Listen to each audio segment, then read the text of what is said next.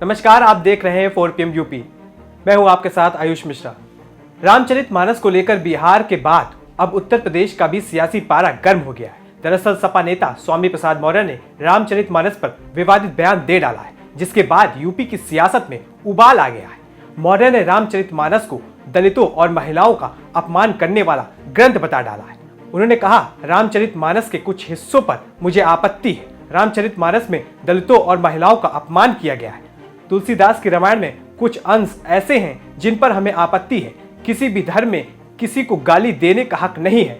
तुलसीदास की रामायण में चौपाई है, इसमें वह शूद्र को अधम जाति का होने का सर्टिफिकेट दे रहे हैं। धर्म के नाम पर विशेष जाति का अपमान किया गया है। वहीं उन्होंने कहा कि तुलसीदास ने ग्रंथ को अपनी खुशी के लिए लिखा था, करोड़ों लोग इसे नहीं पढ़ते। रामचरितमानस के आपत्तिजनक हिस्से जिसमें जाति, वर्ग, वर्ण के आधार पर समाज के एक हिस्से का अपमान होता है, उन्हें प्रतिबंधित कर दिया जाना चाहिए। वहीं सपा नेता स्वामी प्रसाद मौर्य के बयान पर मुलायम सिंह की पुत्रवधू बीजेपी नेता अपर्णा यादव ने निंदा करते हुए जवाब दिया है। मैं समझती हूँ रामचरितमानस एक ऐसा ग्रंथ है जो कितनी भाषाओं में लिखा गया है और कितना बृहत है। इसको जब भी पढ़ता है व्यक्ति और जब भी इसका जो है चित्रण देखता है, टीवी पर हो, मंच पर हो, तो हमेशा नया जैसा प्रतीत होता है। इस तरीके की बात किसी भी राजनेता के कहने के लिए मुझे नहीं लगता कि ये उचित है। और इस तरीके की मानसिकता रखना रामचरितमानस के बारे में, ये बहुत ही निकृष्ट मानसिकता है। ये अपने आप के चरित्र के बारे में वो दर्पण कर रहे हैं। और मैं समझती हूँ कि राम जी ने बहुत बड़ा उदाहरण दिया था जब उन्होंने सबरी के बेर खाए थे, और वो भी जूठे बेर खाए थे। मैं समझती हूँ कि जो इस तरीके की बात कह रहे हैं, उन्होंने रामचरितमानस को पढ़ा ही नहीं, और पढ़ा क्या, उसको जीने का एक ढंग होना चाहिए। आज भी हम लोग ये कहते हैं कि राम जैसा ही हमारा पुत्र हो, अगर पुत्र हो तो श्री राम जैसा हो।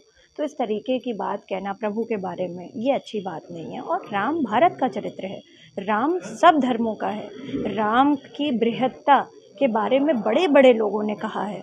तो मैं समझती हूँ, और हिंदुओं ने भी कहा है, मुसलमानों ने भी कहा है, क्रिश्चियंस ने भी कहा है। तो राम एक चरित्र का बात है। हमने और आपने भगवान को देखा नहीं है, मगर उनके चरित्र के बारे में हमने सुना है।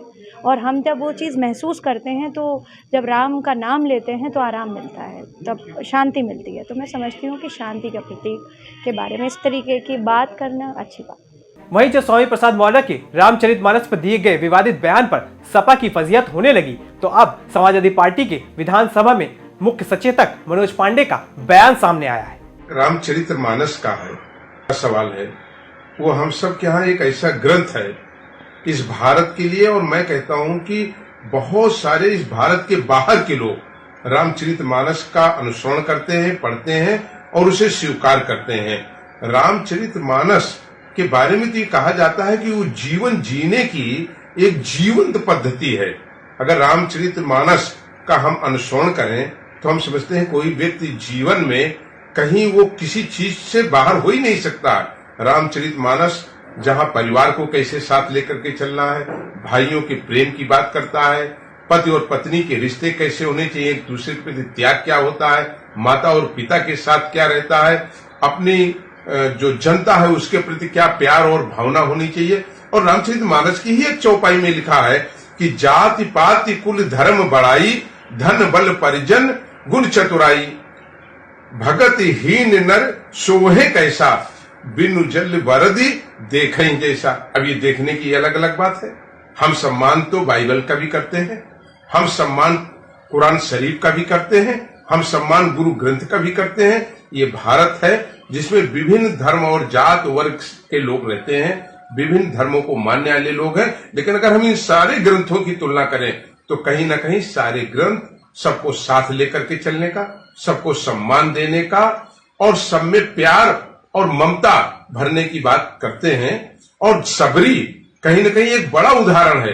अगर आप इसी रामचरितमानस में जाएं और उस काल में आए जब भगवान प्रभु राम सबरी के आश्रम में पहुंचे और सबरी ने अपने उनको झूठे बैर उनको खिलाने का काम किया, और कितने प्रेम और स्नेह से उन्होंने खाने का काम किया। मैं समझता हूं ये भी एक समाजवाद की परिकल्पना रही है कि जब छोटा बड़ा, बड़ा छोटा, जात छोटी, बड़ी जात छोटी, इन सब को दरकिनार करके एक वर्णन रामचरितमानस में इस बात का भी है। तो रामचरितमानस एक आकाट सच हम सबका ग्रंथ है और मैं समझता हूं कि हम सभी लोग रामचरितमानस के प्रति श्रद्धा रखते हैं और सभी जो धर्म है उनके ग्रंथ हैं उनके प्रति हम सब श्रद्धा रखते हैं। मैं यही कह सकता हूं।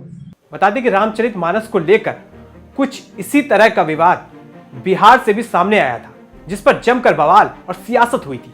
अब स्वामी प्रसाद मौर्य ने ऐसा बयान देकर सियासी भूचाल ला दिया है। वैसे आपकी इस मामले में क्या राय है, कमेंट करके जरूर बताइए।